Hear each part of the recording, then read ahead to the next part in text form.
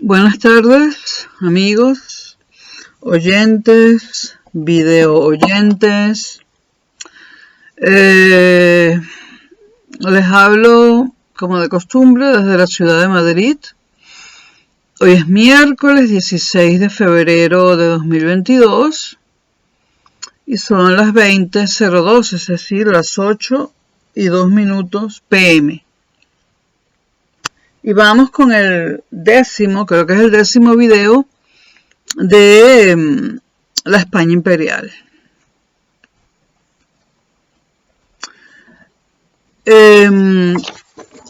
Esta serie de videos de la España imperial,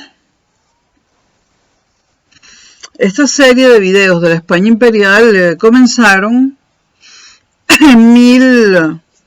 comenzaron, no sé si fue el año pasado o creo que el año pasado, no sé, pero comenzaron en 1469, siglo V, cuando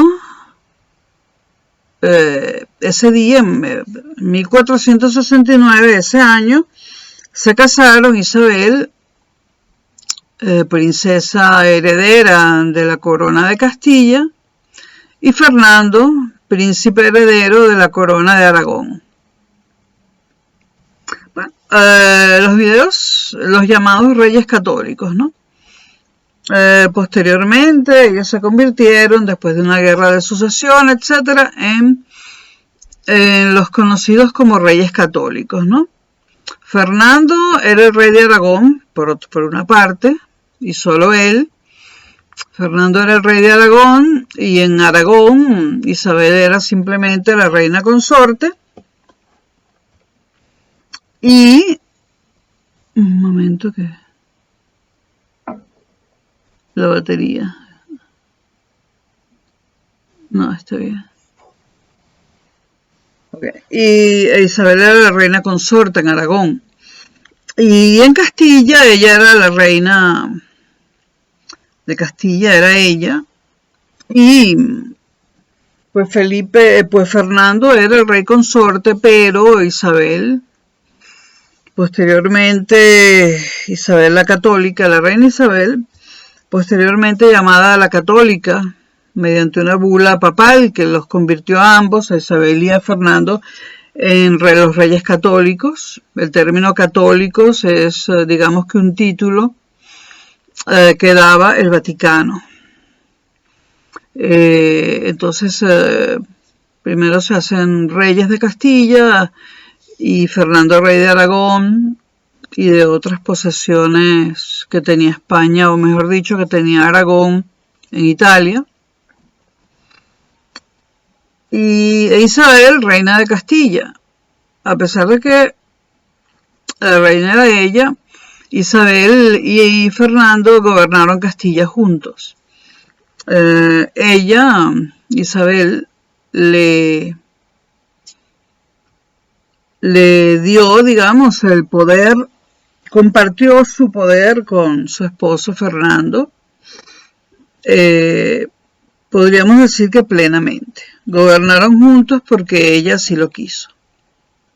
Los reyes católicos. Sobre los reyes católicos hay son casi todos los videos, ¿no? Porque, bueno, es muy interesante cómo comienza esta historia que pone a España, aunque todavía no se llamaba España, pero vamos a llamarla así, este matrimonio y luego la toma del poder, tanto en Aragón como en Castilla, y luego la conquista de Navarra, o la reconquista de Navarra, de Granada,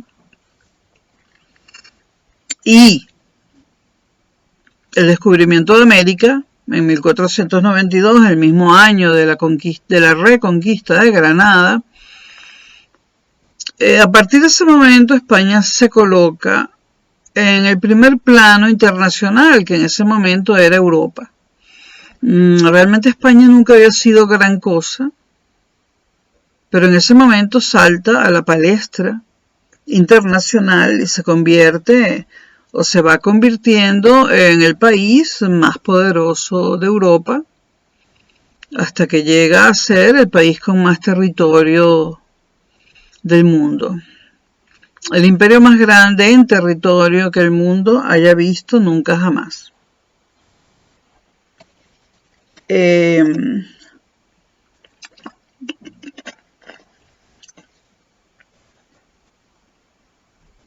Son los reyes católicos los que sientan las bases del imperio español, y un poco hay mucho de casualidad o sea, hay causalidad, por supuesto, pero también hay mucho de casualidad y de suerte y de circunstancias favorables y cosas debidas al azar, hechos debidos al azar, los que hacen posible que España se convierta en un imperio. Quizás no era la meta de los reyes católicos. La meta de los reyes católicos, su objetivo era unificar la península ibérica bajo su mando, bajo su corona. Pero las cosas van mucho más allá. De todos modos, ya España tenía territorios en Francia y bueno, en el norte de Europa. Cuando yo hablo aquí del norte de Europa, hablamos de países como Alemania, Holanda, Dinamarca, no nos vamos a la península escandinava, ¿no? Respecto a la península escandinava, yo la llamo los países escandinavos, ¿no? Bueno, entonces la mayoría de los videos son sobre los reyes católicos, por ahora. Luego viene la muerte de Isabel, queda vacante el trono de Castilla, y viene desde Francia Juana, la hija de Isabel. Esto ya todo está contado en videos anteriores, solo es un repaso. Llega Juana, que sería Juana I de Castilla, la heredera del trono de Castilla, con su esposo Felipe, que pasó a la historia como Felipe el Hermoso. Juana I de Castilla oficialmente fue reina de España, después de Isabel la Católica, reina de Castilla, después de Isabel la Católica. Oficialmente ella siempre fue la reina hasta el día que murió. Oficialmente, pero en la realidad ella no ejerció de reina, aunque firmaba todos los documentos y cartas como yo, la reina. Actualmente Felipe VI sigue con la misma tradición y firma todos los documentos como yo, el rey. Esa es la forma de firmar los documentos en la monarquía española.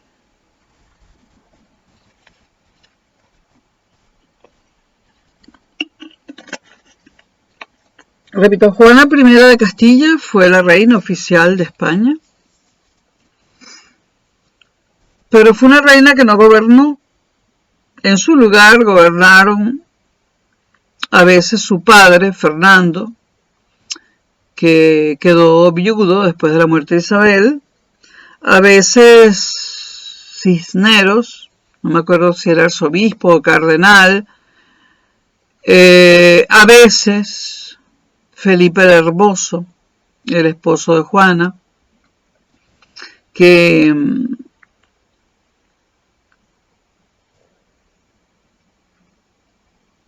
pasó a la historia como Felipe el Hermoso y que está considerado el primer Felipe de la monarquía, de la historia de la monarquía española. Felipe el Hermoso será Felipe I, aunque era un rey consorte y no tenía ningún derecho a gobernar Castilla, pero ha pasado la historia como Felipe I. Bueno, luego llega al poder el hijo de Juana de Castilla, uno de los hijos, el nieto de Isabel la Católica y de Fernando, Carlos I.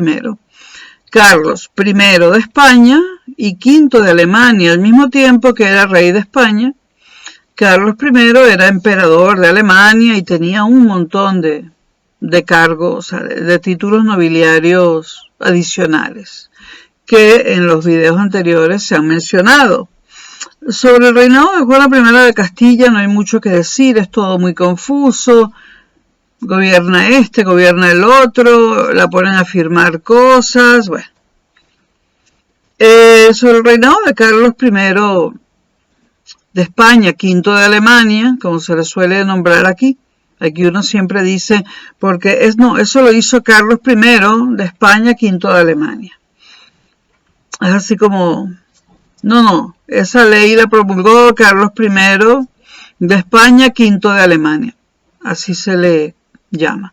Hay mucho que decir, mucho más de lo que dije en el video 9, número 9 creo, sobre Carlos I. Luego de la muerte o del retiro, porque se retiró 2 años antes de morir, de Carlos I llega al poder Felipe II, su hijo. Felipe II fue aquel que dijo que tenía un imperio en el cual nunca se ocultaba el sol, lo cual era totalmente cierto. De esto ya he hablado y he enumerado todos los territorios que tenía España, tanto en Europa como en África, como en América y como en Asia. En todos los continentes. En Australia no. Felipe II quizás fue... A Felipe II, el reinado de Felipe II se considera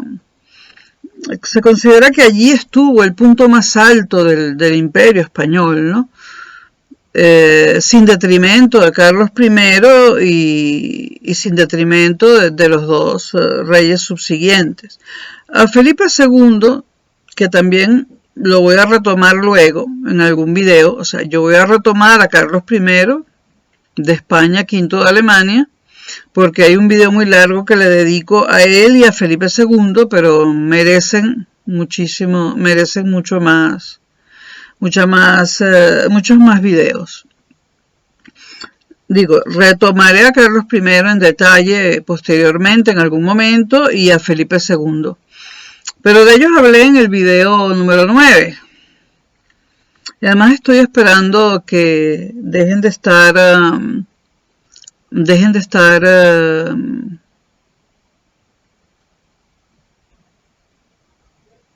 Dios, se me olvidó la palabra. Bueno, que dejen de estar agotados ciertos libros que he pedido a Amazon.com. Bueno, luego de Felipe II llega Felipe III al reino de Castilla y de España. Ya era España, y Felipe III gobierna entre 1598 y 1621. De Felipe III no he dicho nada y lo retomaré en el futuro, en un futuro próximo, no más de un año. Luego de Felipe III llega al poder Felipe IV. Que gobierna Felipe III gobierna entre el siglo XVI y el XVII, ¿no? Ya en el siglo XVII gobierna Felipe IV entre los años 1621 y 1665. Digamos que la España de Felipe II, III y IV, sobre todo la del segundo y el tercero, fue la España más grandiosa, fue el cenit, lo máximo del imperio español. Lo máximo del imperio español en cuanto a poder, territorios, etc., estuvo entre los reinados de Carlos I, en cierto modo, Felipe II y Felipe III. Ya con Felipe IV la cosa empieza a haber problemas, ¿no? Y cuando Felipe IV termina su reinado en 1665, siglo XVII, se considera que se termina la primera parte de la modernidad en España. La época moderna en España, recuerden que después de la época moderna viene la contemporánea y después la actual. La filosofía la ha etiquetado como postmoderna en lugar de postcontemporánea. No sé por qué. Pero recuerden que después de la época moderna viene la contemporánea. Entonces, la primera parte de la modernidad, esto depende de lo que cada historiador considere, ¿no? Pero en España se considera que la primera parte de la modernidad comienza con los reyes católicos, Isabel y Fernando, y termina con Felipe IV en 1665, siglo XVII. Y entonces comienza el reino de Carlos II.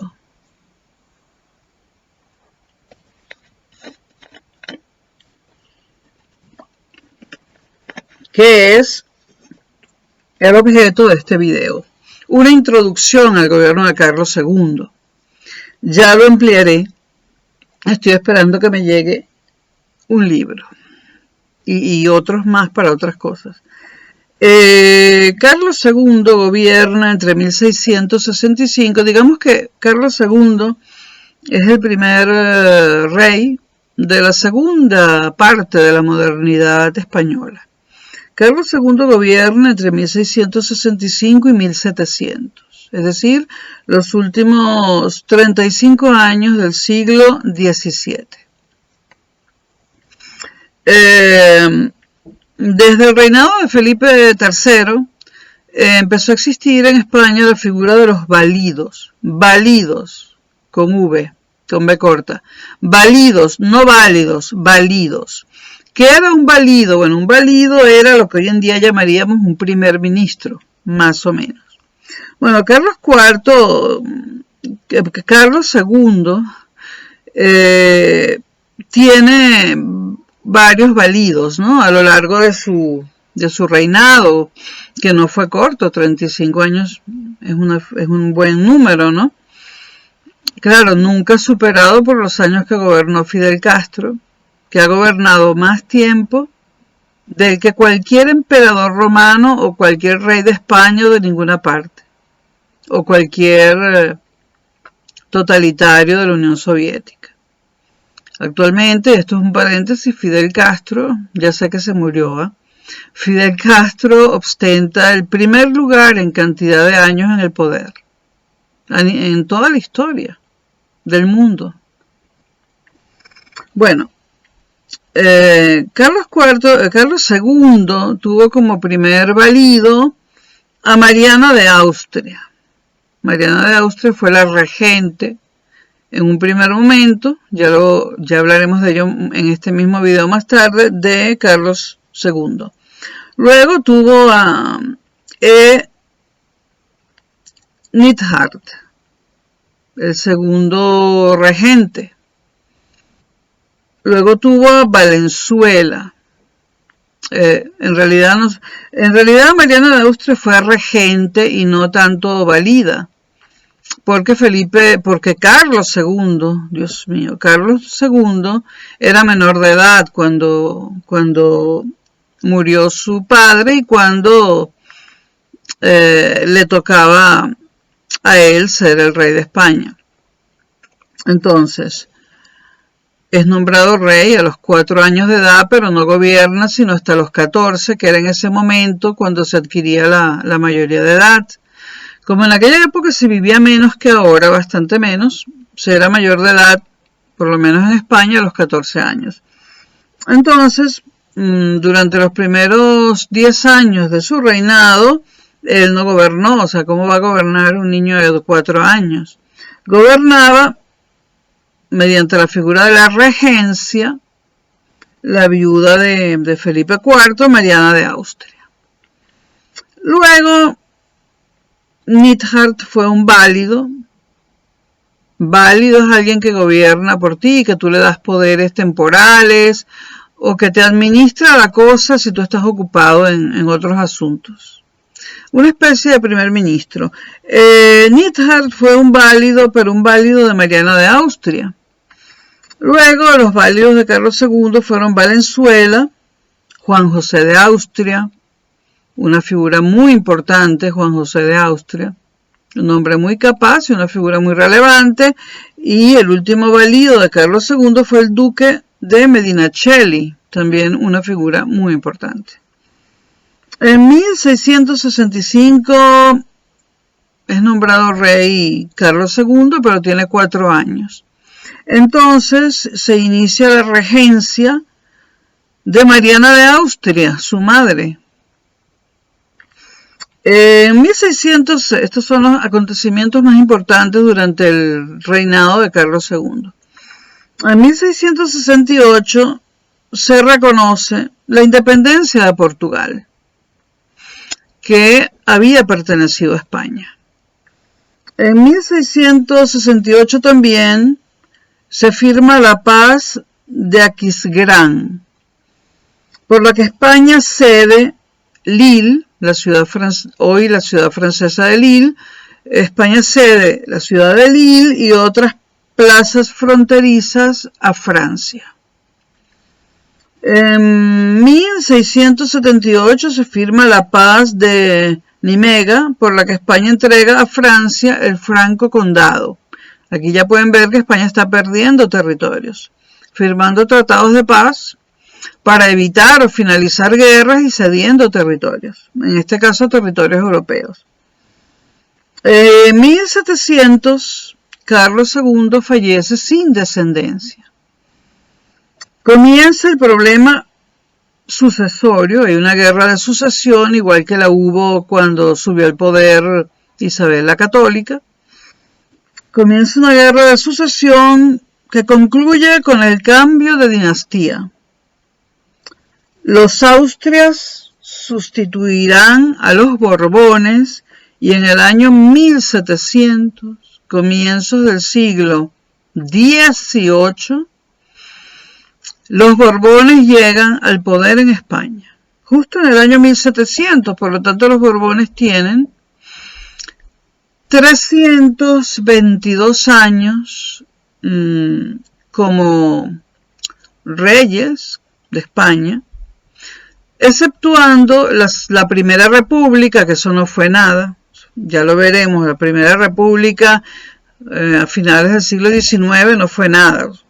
Bueno, exceptuando la Primera República a finales del siglo XIX, exceptuando la Segunda República en el siglo XX, entre 1936 y 1939, exceptuando la guerra civil, exceptuando la Segunda República, dije mal las fechas, entre 1931 y 1936, en el siglo XX, exceptuando la guerra civil entre el 36 y el 39 del siglo XX, y exceptuando la dictadura de Franco entre 1936 y 1975 durante el siglo XX. La monarquía retorna como monarquía parlamentaria, cambia de figura. Se podría decir que en 1975. Falta mucho para que los videos lleguen allí. Yo prefiero considerar que aunque Juan Carlos I fue rey ya en 1975, prefiero considerar que la monarquía retornó a España realmente en el año de 1978, cuando se hace un referéndum donde se aprueba la Constitución actual, la Constitución de 1978, y donde en esa Constitución se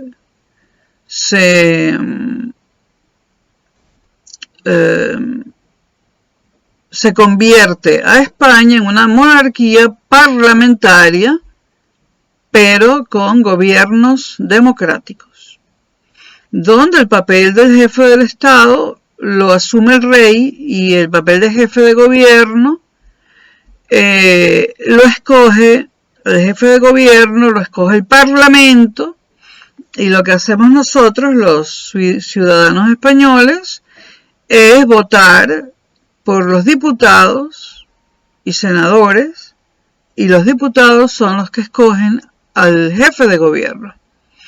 En este caso, en el caso de hoy en día, el jefe de gobierno es Pedro Sánchez, del Partido Socialista Obrero Español,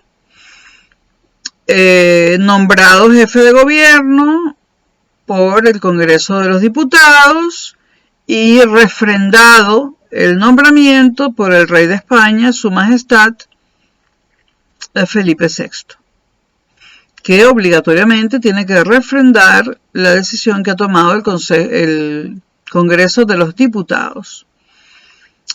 Y por los diputados votamos nosotros. Es decir, que el presidente no se escoge de forma directa, sino indirecta, y esto es así en casi toda Europa. Menos en Francia, en casi toda Europa. Hay más excepciones además de Francia, pero digamos que esa es la excepción más importante porque Francia es república, Italia también es república. He dicho que hay excepciones. A lo que más se parece la monarquía parlamentaria española es a la monarquía parlamentaria inglesa, ¿no? Con la diferencia hoy en día, 22 de febrero de 2022, de que los ingleses adoran a sus monarcas y les fascinan. Cuando se hace visible el príncipe Guillermo o el príncipe Carlos o la reina, etcétera, pues el pueblo inglés sale corriendo a verla y a tirarle flores y a aplaudirlos, ¿no? Cosa que no sucede en la actual España. En la actual España aparecen 2 personas, como mucho, ¿no? Saludando, ¿no? Y un montón de gente a la que la policía está conteniendo, ¿no? ¿Por qué será que los contiene?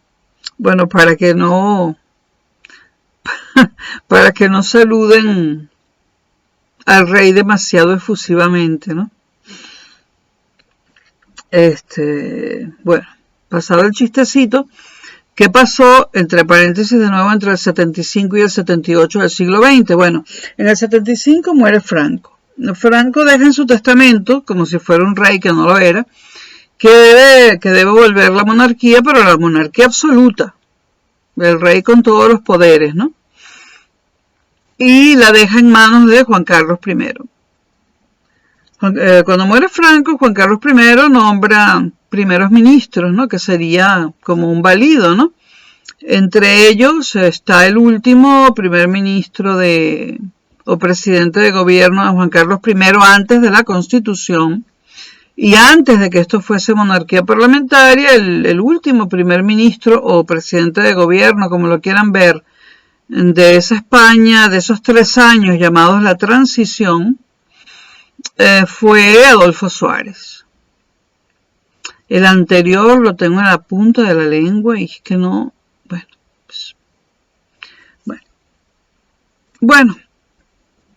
La monarquía regresa en forma de monarquía parlamentaria, primero Juan Carlos I, que en 1978, y de acuerdo con todos los grupos políticos españoles, toma la decisión, que ya la tenía tomada antes de la muerte de Franco, de no ser un monarca absoluto, sino de establecer una monarquía parlamentaria y de convertir al país en una democracia.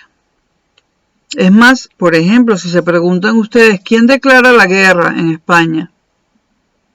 Si hubiese que declarar una guerra, ¿el rey, que es el comandante en jefe de las Fuerzas Armadas Españolas, de las Reales Fuerzas Armadas Españolas, o el presidente de gobierno?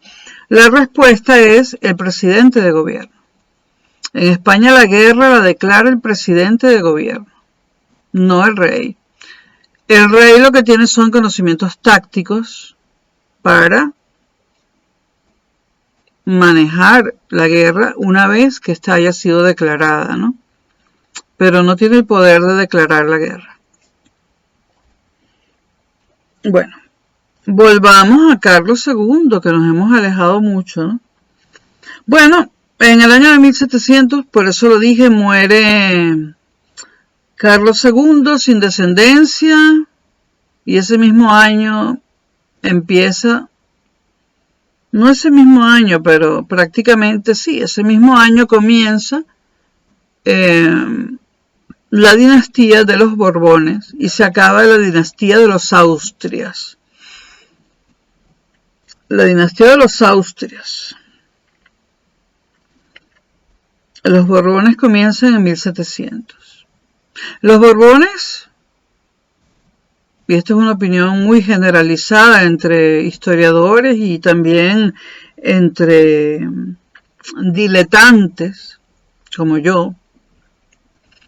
Los diletantes somos aquellos que opinamos sin ser especialistas en un tema o sin que ninguna universidad nos haya nombrado especialistas, ¿no? Los Borbones fueron muy buenos para la América Española porque lo hicieron todo tan mal que la América Española se pudo independizar. Pero fueron pésimos para España. España lo perdió todo bajo el reinado de los Borbones. Estoy hablando de los Borbones hasta la Segunda República en 1931. No estoy incluyendo en el mal gobierno de España a Juan Carlos I ni a Felipe VI, aunque estos videos llegarán a Juan Carlos I. Y a lo mejor al final hasta me atrevo a decir algo sobre Felipe VI. Lo que se puede decir hasta ahora, en términos muy generales, de Juan Carlos I y Felipe VI es que han gobernado de forma muy correcta. De forma muy correcta y sin salirse nunca de su papel de jefes de Estado y sin inmiscuirse en la política. Bueno. Se muere el tipo, Carlos II. Vamos a profundizar un poquito más en su gobierno, en su reinado, perdón.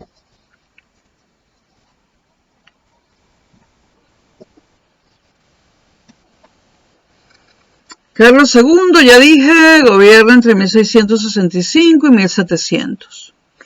En 1665 muere Felipe IV. Y el imperio hispánico se encuentra en clara decadencia. Y la monarquía de los Habsburgo a punto de extinguirse. Felipe IV era un Habsburgo. Y Carlos II también.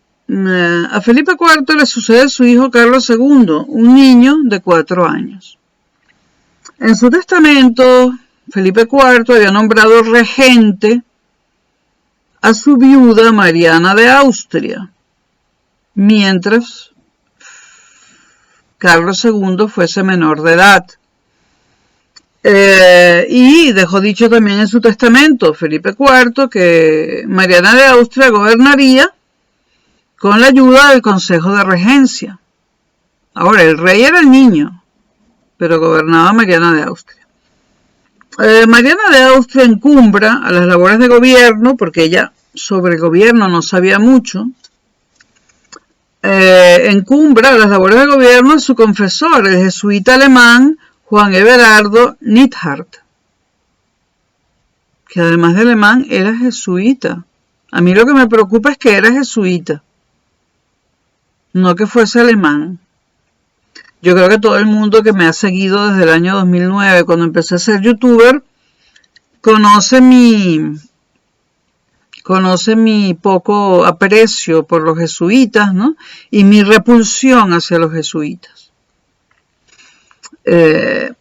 Que, paréntesis de nuevo, han hecho un tremendo daño a América Latina, sobre todo a América Latina. En Europa no se les ha dejado hacer daño, pero en América Latina los jesuitas han hecho un daño terrible, sobre todo desde que se independizó. La influencia de los jesuitas ha sido terrible para América Latina y terrible para Venezuela. Terrible ha sido para Venezuela la influencia de los jesuitas y por lo tanto la influencia de la Universidad Católica Andrés Bello. Cierro paréntesis. Bueno, abro paréntesis para recordar que Capriles Radonsky se graduó en la UCAP, en la Universidad Católica Andrés Bello, pero él no me preocupa. El que me preocupa es Guaidó, que también se graduó en la Católica. Cierro paréntesis. Como dije en su testamento, Felipe IV nombra regente a su esposa, a su viuda Mariana de Austria, que gobernaría con la ayuda del Consejo de Regencia, y esta que sabía muy poco de cómo gobernar, encumbra las labores de gobierno a su confesor, el jesuita alemán Juan Everardo Neidhardt, nombrándolo primer ministro. No válido, lo nombró directamente primer ministro. Esto ocasiona un gran malestar entre los notables y entre la nobleza. Hay una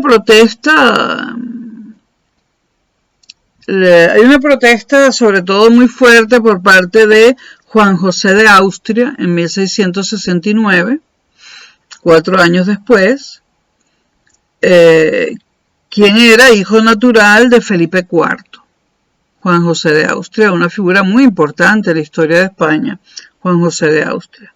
Hijo natural de Felipe IV, hermano, por lo tanto, hermanastro de Carlos II, protesta vehementemente y entonces Mariana de Austria destituye al jesuita. En 1675, y esta es una introducción, repito, al gobierno de Carlos II, termina la minoría de edad de Carlos II, porque cumple 14 años, edad considerada mayor de edad en aquella época.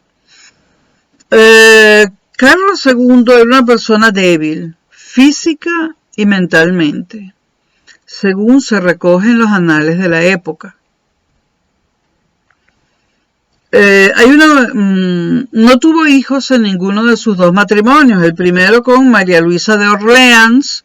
María Luisa de Orleans pertenecía a la nobleza británica, inglesa.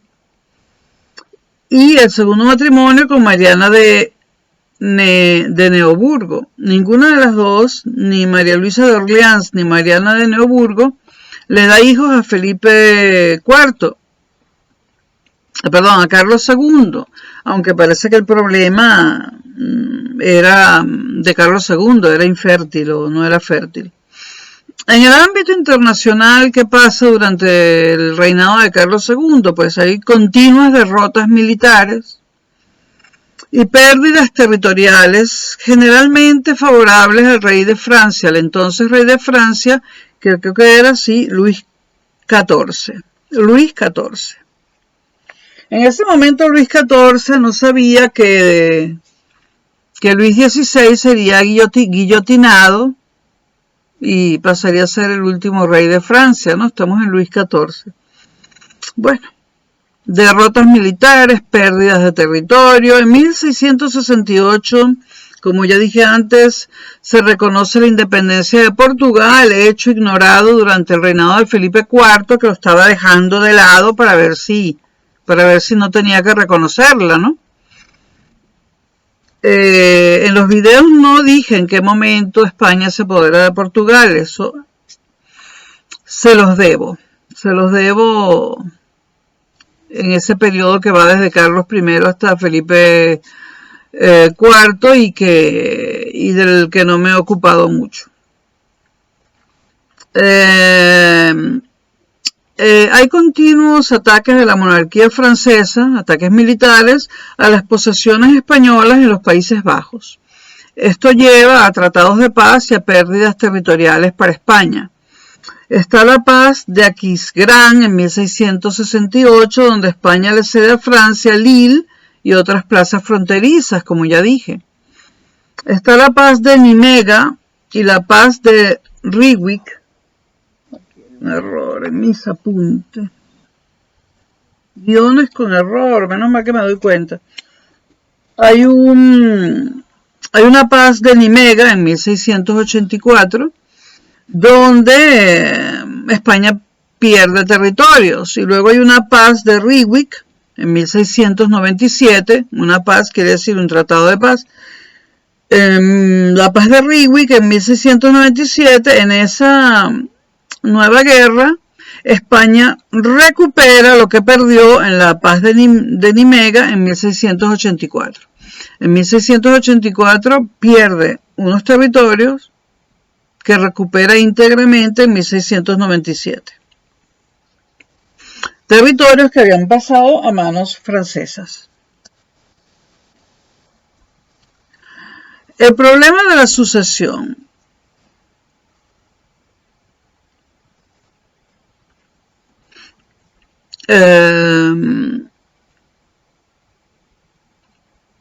Muere Carlos II, 1700. El problema de la sucesión. Aunque el reinado de Carlos II lo ampliaré posteriormente en algún video. No es de los más interesantes. El problema de la sucesión. Los Habsburgo de Austria se consideraban los legítimos herederos de la corona hispánica. Así el emperador, de esta forma, el emperador de Austria y Alemania, Leopoldo I, reclamó la herencia para su hijo el archiduque Carlos. Cosa obvia porque Carlos II muere, pero es un Habsburgo. Por lo tanto, los Habsburgo de Austria piensan que el archiduque Carlos, otro Habsburgo, debería ser el heredero.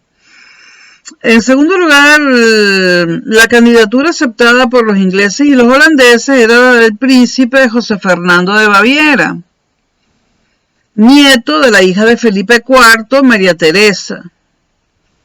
¿Por qué tenía Felipe IV un nieto alemano-austriaco? Bueno, eso comenzó con el matrimonio de Juana de Castilla, hija de la reina católica, con Felipe el Hermoso, que era un Habsburgo. Bueno, entonces repito, la candidatura aceptada por ingleses y holandeses era del príncipe José Fernando de Baviera, nieto de la hija de Felipe IV, María Teresa. Y el candidato francés, el que menos convenía, sería Felipe de Anjou, nieto de Luis XIV y bisnieto de Felipe IV. Como ustedes pueden ver, todas estas familias europeas de la monarquía europea están emparentadas. La familia real española, la británica, la holandesa, todas están emparentadas con la que fue la familia real alemana, la que fue la familia real francesa, etc. Todos son parientes. En este sentido, ha sido muy bueno que Felipe, el actual rey de España, su majestad Felipe VI, haya decidido casarse con una plebeya, Leticia Ortiz, la actual reina, su majestad Leticia Ortiz, porque estos matrimonios de los Borbones entre sí dieron lugar a, bueno, si van al Museo del Prado y ven los cuadros pintados por estos grandísimos pintores de esas épocas, y ustedes ven la cara de los distintos Borbones, de los distintos monarcas Borbones que ha tenido España y de sus familiares, ustedes se preguntarán, ¿es que acaso los pintores eran unos CDM que querían dejar para la posteridad unos retratos nada favorables o qué pasaba? Bueno, pasaba que los Borbones, sobre todo los Borbones, se han casado entre ellos. Se han casado incluso, y lo digo en uno de los videos anteriores, un Borbón que se casó con su sobrina, que además era su prima. Bueno, esto ha producido el síndrome de Down en la familia Borbón. No, o principio del síndrome de Down, pero bueno, los rostros pintados por Velázquez y todos ellos, Zurbarán, bueno, dan fe de estas cosas. Entonces, había que renovar la sangre y ha sido muy bueno que el matrimonio entre Felipe y Leticia. Lo mismo digo de Inglaterra. Ha sido muy bueno que Guillermo se haya casado con una millonaria, sí, pero que no tiene sangre azul como Caterina. Bueno, aquí la llaman Caterina, pero Kate. Que me parece muy simpática, por cierto, y muy capaz. Y que Harry, Enrique, se haya casado con la actriz afro-norteamericana. Otra vez, es que bueno. Por cierto que muchos han dicho en las redes sociales que Enrique, el hijo de Lady Di, Harry, ha introducido sangre africana, sangre negra en la familia real británica. Bueno, no es el primero.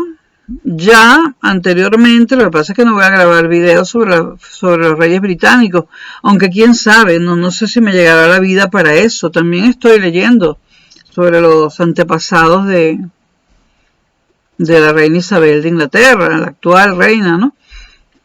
Pero ya anteriormente, un sucesor a la corona inglesa que no llegó a ser rey, se había casado con una mujer de color, no totalmente africana, era mestiza o mulata, pero Harry no ha contribuido, o sea, Harry no es el primero que introduce sangre africana en la familia real británica. La familia real británica desde hace tiempo ya tenía sangre africana. Y en cuanto a la esposa de Harry, pues es una mestiza muy clara, una mulata muy clara, ¿no? Yo pienso que tiene mucha más sangre blanca que africana, ¿no? Y en todo caso, es bueno que independientemente si Kate, la esposa de Guillermo, del príncipe Guillermo, nos cae bien o mal, o si la esposa de Harry nos cae bien o mal, independientemente de esas cosas, es bueno que se renueven las sangres, ¿no? Es biológicamente bueno, sobre todo si estas personas van a tener cargos importantes. Todo el mundo piensa que Guillermo será el próximo rey del Reino Unido, el próximo rey británico. No lo sabemos porque hace unos días, la reina Isabel, la madre de Carlos, dijo que estaría encantada de tener no, por favor, no más Alzheimer. Encantada de tener a la esposa de Carlos, la segunda esposa de Carlos, como reina, ¿no? Bueno, esta mujer, es que yo leía sobre esta mujer desde que yo era una niña, que en Caracas, en mi casa, compraban la Ola y bueno, conocí mucho antes por la Ola a la actual esposa de Carlos de Inglaterra que a Lady Di, porque ese amor es un amor que viene de la infancia. Camilla Parker Bowles. Bueno, Camilla Parker ha dicho a la reina de Inglaterra hace unos días que ella estaría encantada de que Camila fuese reina de Inglaterra. Yo creo que esta señora al morir va a dejar el reinado a Carlos y Camila, y creo que Carlos va a abdicar inmediatamente, o sea, va a decir: estoy muy agradecido a mi madre, pero abdico en favor de mi hijo Guillermo, creo. Estoy haciendo una predicción, yo no sé. El otro día, por cierto, otro paréntesis, le preguntaron hace 2 o 3 días, es que la reina de Inglaterra se las trae, ¿no? Quedó viuda hace muy poco y me dio mucha lástima. Ha sido una gran mujer. Ella y su madre, grandes mujeres. Lucharon por Inglaterra como nadie, sobre todo durante la Segunda Guerra Mundial, su madre. Hace poco un periodista le preguntó a la reina Isabel, que ustedes saben que se está acercando a los 100 años de edad, ¿cómo está usted? Y dijo: sigo viva. O sea, porque hace tiempo que a esta reina, a esta señora, le quedan 2 opciones, o seguir viva o morirse, o sea, por la edad, ¿no? Pero ella es muy graciosa y muy Sabe usar el cinismo, pero se contiene, ¿eh? Lo usa pocas veces.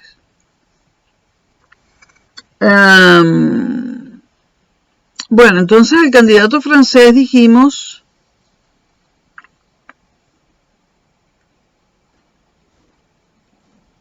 era Felipe de Anjou, nieto de Luis XIV y bisnieto de Felipe IV. El testamento de Carlos II designaba al pretendiente francés Felipe de Borbón, Felipe de Anjou, o Felipe de Borbón, duque de Anjou. Se llamaba Felipe de Borbón, igual que este, y se convertiría en Felipe V, y este es el sexto. Entonces el candidato francés fue designado por Carlos II en su testamento como heredero de todas sus posesiones, siempre que renunciase a sus derechos al trono francés. ¿Por qué Carlos II nombra a Felipe de Borbón, duque de Anjou, su heredero, y no a los otros dos que son más aceptados tanto por España como por el resto de Europa? En videos posteriores ampliaré esta decisión, hablaremos de esta decisión de Carlos II, ¿no? El caso es que fallece Carlos II, asume la corona Felipe V, es decir, Felipe de Anjou, Felipe de Borbón, el candidato francés, y hay una guerra de sucesión.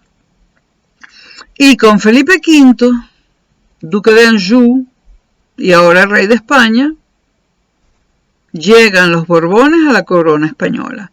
Felipe V fue el primer Borbón que gobernó España.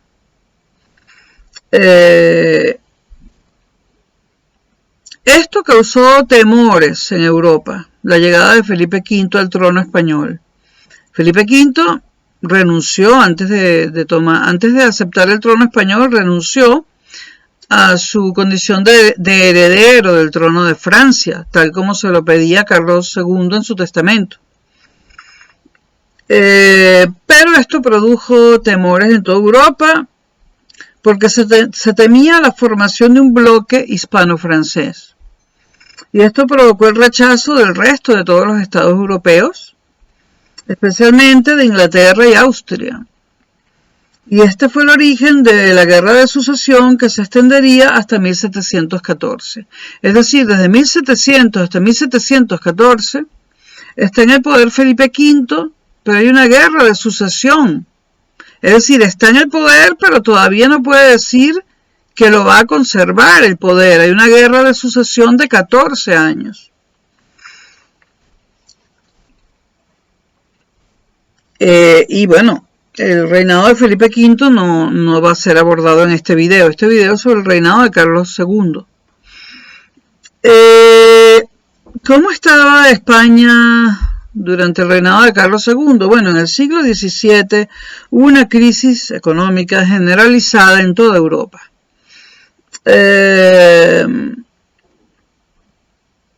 Y Carlos II le tocó gobernar a finales, el último periodo del siglo XVII, es decir, los últimos 35 años del siglo XVII, que eran años difíciles para España y para Europa. Había una crisis generalizada y los primeros signos aparecieron a finales del siglo XVI ya y se desplegaron muy notoriamente durante todo el siglo XVII. En las últimas centurias del siglo XVII, sin embargo, se produjo una pequeña recuperación económica. Vamos a hablar de las causas de la crisis económica y de la recesión económica en España en el siglo XVII. La causa principal fue la grave crisis demográfica, debida a una gran cantidad de factores. En primer lugar, a las oleadas periódicas de epidemias que mataban a los españoles. En segundo lugar, debido a la sucesión de malas cosechas. En aquella época se dependía absolutamente de la agricultura. Hubo una sucesión de malas cosechas que implicó hambrunas terribles en España y enfermedades derivadas del mal comer, de no comer suficiente y de comer mal. También esta crisis demográfica se debió a la expulsión de la población morisca en 1609, y es que la expulsión de los moriscos fue por partes, ¿no? En los videos anteriores ustedes, si los han visto o si los han escuchado, se habrán dado cuenta de que ya habían sido expulsados antes en parte, ¿no? Vamos a buscar aquí, voy a hacer uso de Google. En las universidades españolas los profesores cogen el móvil y googlean, ¿no? Y es válido. Lo que hay es que ver cuál es la fuente de la información, ¿no? 1609 moriscos. Vamos a ver por qué esta nueva expulsión que no me acuerdo. Bueno, la expulsión de los moriscos de España fue ordenada por el rey Felipe III, llevada a cabo de forma escalonada entre 1609 y 1613, pero estamos a finales del siglo XVII y estos a comienzos, ¿no? Vamos a ver las razones. Los primeros moriscos expulsados fueron del reino de Valencia, 1609. A los que siguieron los de Andalucía, Extremadura y las dos Castillas. Andalucía, Extremadura y las dos Castillas en 1610. Los últimos expulsados fueron en el reino de Murcia. Primero los de origen granadino en 1610 y más tarde los del Valle de Ricote y el resto de moriscos antiguos en 1613.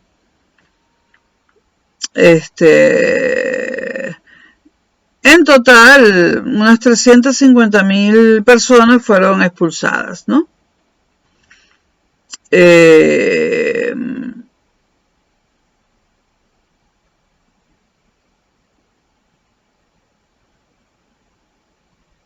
Y esto repercutió en la crisis económica, ¿no?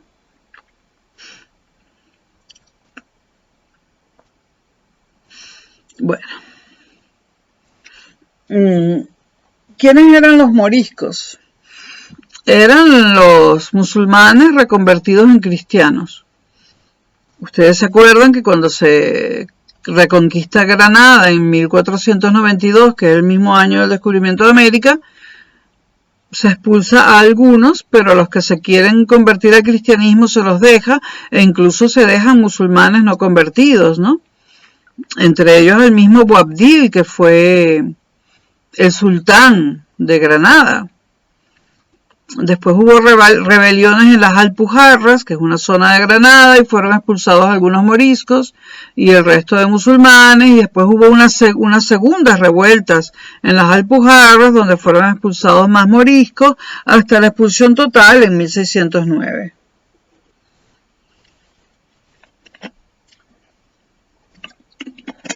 Ahora han regresado a España, pero no los moriscos, los musulmanes. Y estos no se van a convertir al cristianismo, créanme. Más causas de la grave crisis demográfica que indujo a la crisis económica del siglo XVII en España. Además de las epidemias, las malas cosechas y la expulsión de la población morisca, que era muy útil. Al igual que los judíos, musulmanes y moriscos y judíos aportaron mucho a España, y expulsarlos dejó a España pobre en términos bueno, no lo quiero decir de este modo, pero en términos de habilidades, conocimientos e inteligencia. España perdió mucho con la expulsión de musulmanes y judíos. Luego también hubo guerras constantes que diezmaron a la población, guerras europeas en las que estaba involucrada España, y hubo una disminución de los metales preciosos que llegaban desde América. Esto no significa que en América se disminuyó la exportación de metales preciosos, vamos a llamarla exportación, sino que estos se perdían porque o bien se los quedaba otra gente en la misma América, o bien los piratas se apoderaban de los barcos que los llevaban, etcétera, ¿no? Bueno, le tocó a Carlos II crisis económica. ¿Cuáles fueron las soluciones que se aportaron o que a lo largo del siglo XVII para paliar esta crisis económica? Todas fueron, en general, todas fueron malas decisiones, ¿no? Por ejemplo, la Hacienda Real negoció con los banqueros en una oportunidad y permitió que se añadieran los intereses que ya existían a la deuda principal para obtener nuevos créditos. Y por supuesto esto incrementó la deuda e incrementó los intereses, porque había intereses sobre intereses sobre intereses, ¿no?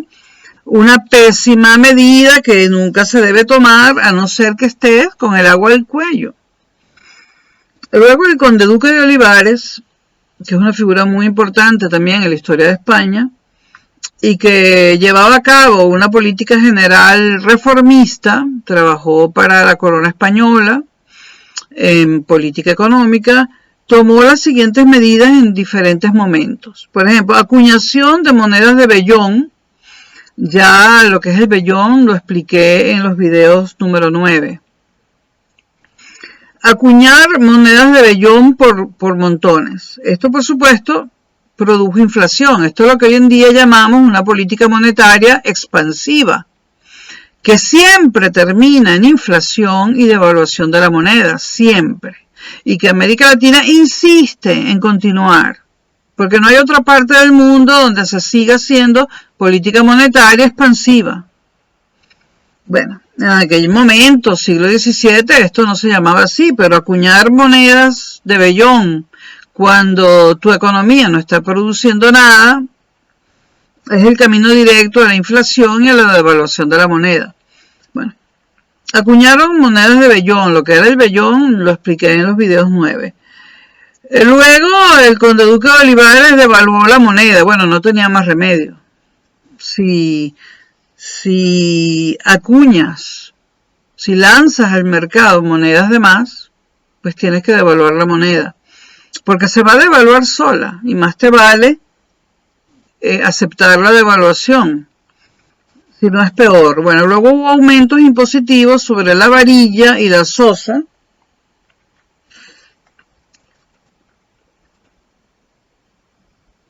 Ya, hice este video, el guión es apresurado, ¿no?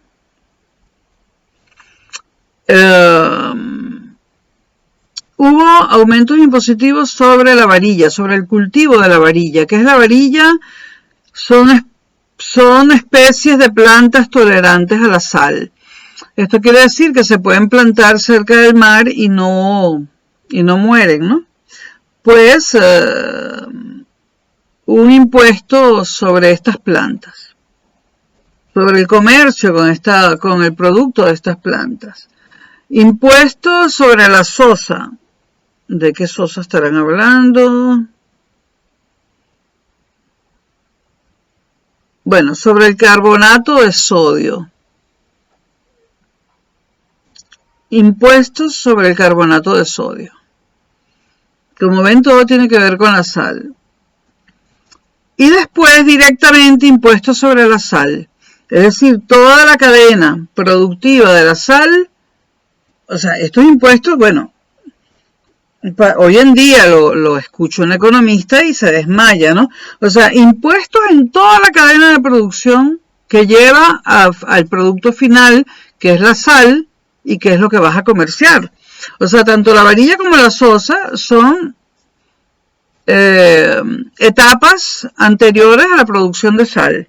Aunque la sal no se produce, la da la naturaleza, pero hay que separarla de donde viene acompañada, ¿no? Entonces, impuestos en la cadena de producción, o sea, en todas las etapas de la producción de sal, impuestos. Esto es bárbaro, ¿no? O sea, aquí, el comercio de la sal se tuvo que ver muy afectado, ¿no? Y muy disminuido. Y esto es de sentido común, no había que saber mucha economía, en ninguna época, en el siglo XVII ya era de sentido común que estos impuestos eran peores que la enfermedad, ¿no? Y estos impuestos sobre la sal produjeron disturbios en Vizcaya. Vizcaya es una de las actuales provincias del País Vasco, ¿no? Con razón, ¿no? Porque les estaban matando a impuestos, ¿no? Y luego se creó el impuesto de lanzas. También lo hizo el conde duque de Olivares. Impuesto de lanzas. Que no me acuerdo de todo, ¿ah?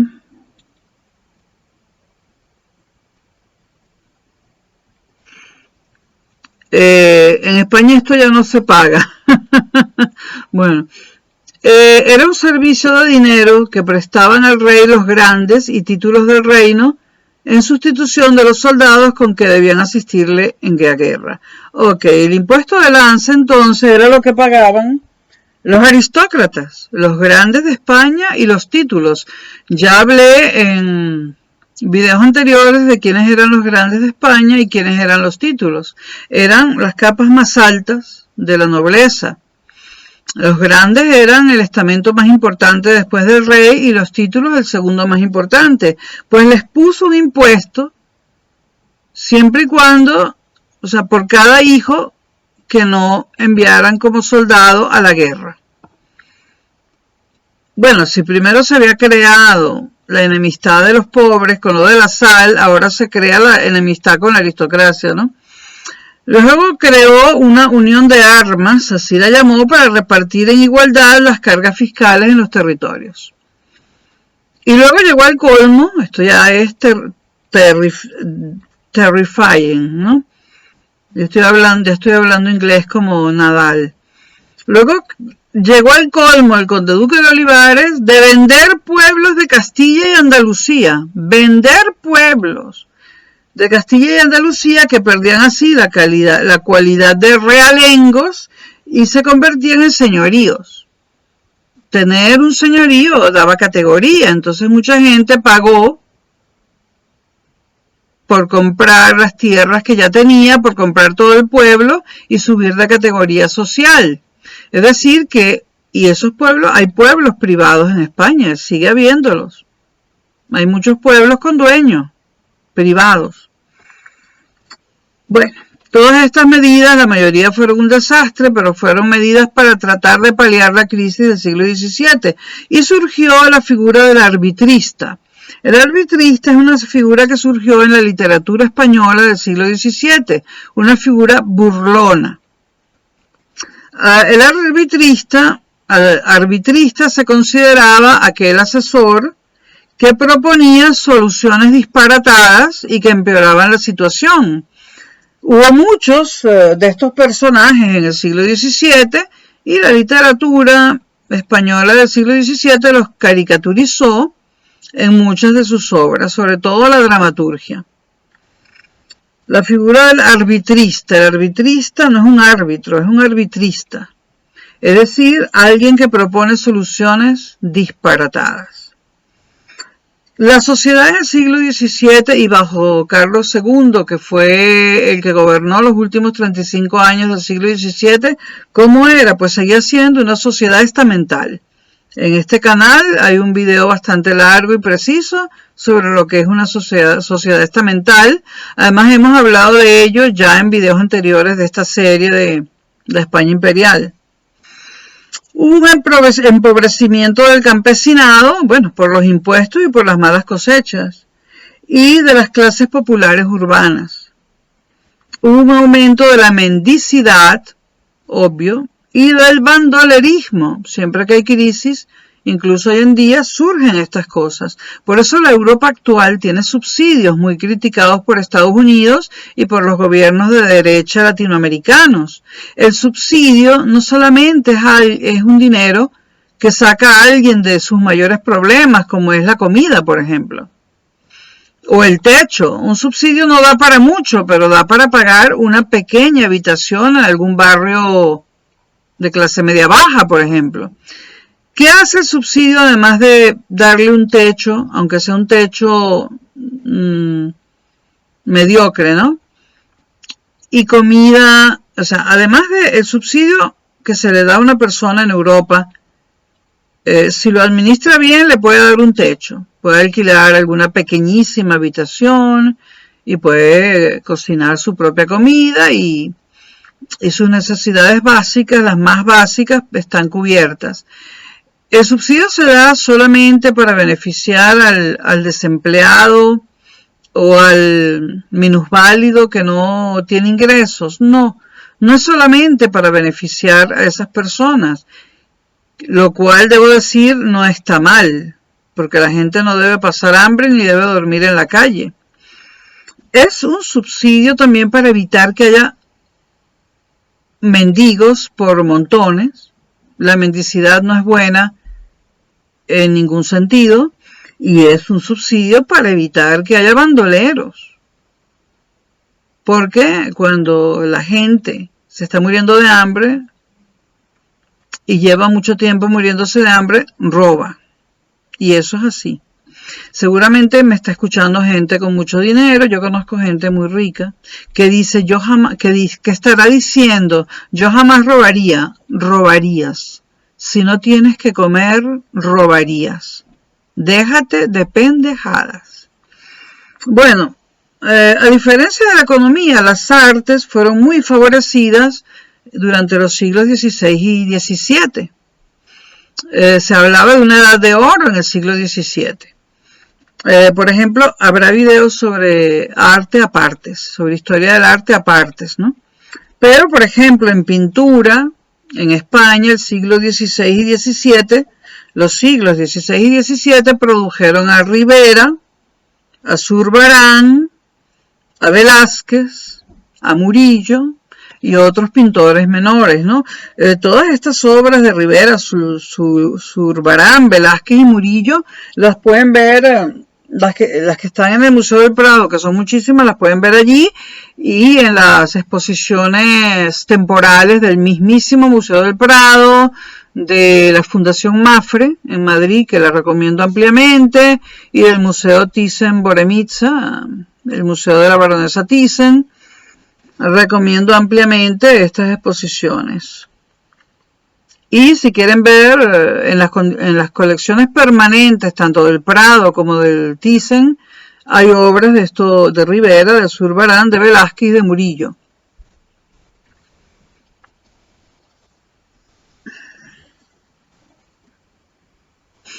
¿Qué más podemos decir del reinado de Carlos II? Bueno, podemos decir que uno de sus valedores válidos, Juan José de Austria, que fue uno de sus asesores, que era un hijo ilegítimo de Felipe IV, era un hombre extremadamente culto. Hijo ilegítimo de Felipe IV, hombre extremadamente culto, que poseía una gran biblioteca de ciencias, le interesaba mucho la ciencia, era medio hermano de Carlos II, ya lo dije, y fue válido, lo que más o menos era ser primer ministro de Carlos II, ¿no? Juan José de Austria. Se han escrito múltiples biografías sobre Juan José de Austria, ¿no? El bastardo de Felipe IV. Carlos II, al principio de su monarquía, miraba hacia Europa y no miraba hacia sus territorios americanos, lo cual era un error. Al final de su reinado voltea hacia las Indias y se ocupa un poco de ellas, ¿no? Y en 1680 por fin promulga las leyes de Indias, porque había un montón de documentos dispersos por aquí y por allá, pero no estaban recogidos en un volumen, ni recogidos en un solo volumen, ni organizados. Los organiza, los recoge en un solo volumen, y en 1680 se publican las leyes de Indias completas, lo cual es muy importante. Carlos II, al principio de su reinado, estaba ocupado con las guerras europeas, sobre todo con las guerras con Francia, que era muy poderosa y muy organizada. La Francia de Luis XIV fue muy poderosa y muy organizada, y también guerras con Holanda.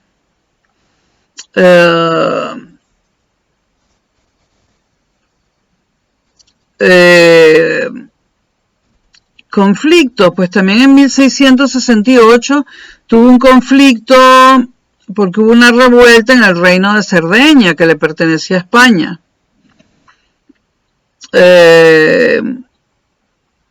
Dijimos que, bueno, en el reinado de Carlos II, ya dijimos que en todo el siglo XVII se considera que hubo una edad de oro, pero en el reinado de Carlos II se considera que hubo una pequeña edad de oro en la corona de Aragón, específicamente en ese territorio. En teatro, en ciencias, en artes, en jardinería. La jardinería fue otra de las pasiones de don Juan José de Austria.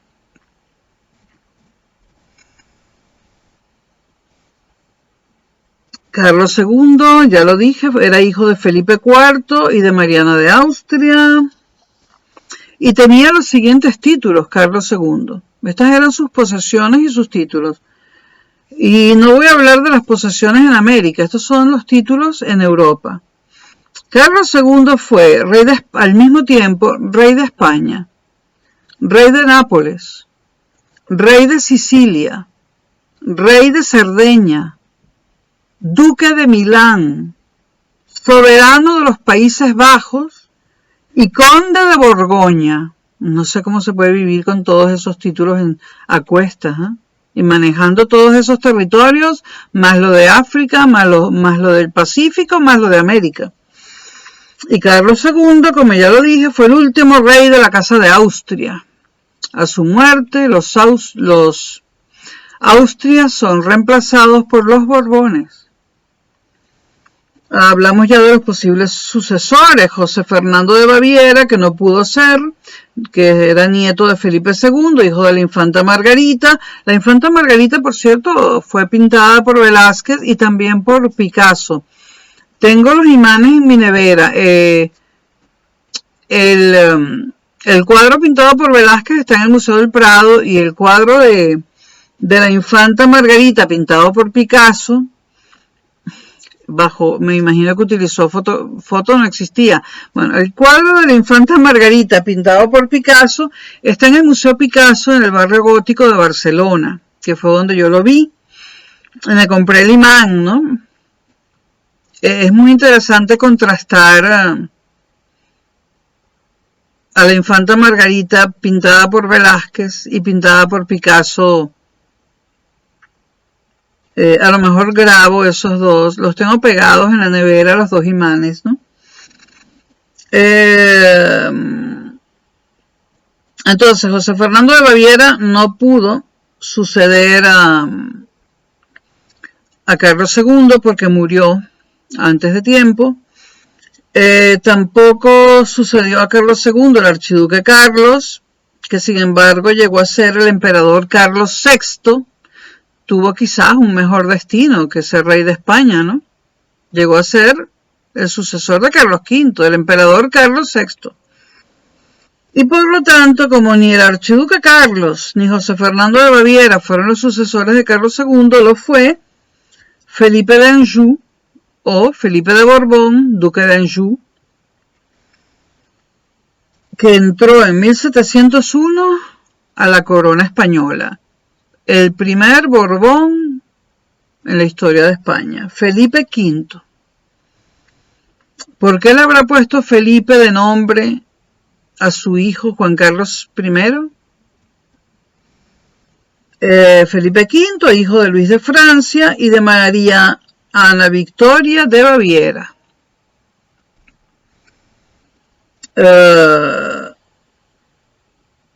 Ya dije que al llegar los Borbones hubo una guerra de sucesión debido a los intereses europeos, ¿no? Porque al llegar los Borbones al Reino de España, pues las relaciones entre Francia y España, pues pasarían a ser buenas, supuestamente, cuando históricamente hasta ese momento había habido siempre muchísimas tensiones y guerras entre Francia y España. Bueno, este es el video sobre Carlos II, aunque hemos hablado de muchas cosas y no solo de Carlos II. Cuando me lleguen los libros que estoy esperando, habrá un video más amplio sobre Carlos II. Pero el de Felipe V, que creo que lo grabaré dentro de una semana, o un poquito menos. Hoy es miércoles, a lo mejor lo grabo el martes, no sé. Bueno, el de Felipe V va a ser interesante. Nos vemos próximamente. ¿Qué hora es? A las 21:22, miércoles 16 de febrero de 2022, en Madrid. Gracias por tolerarme y escucharme.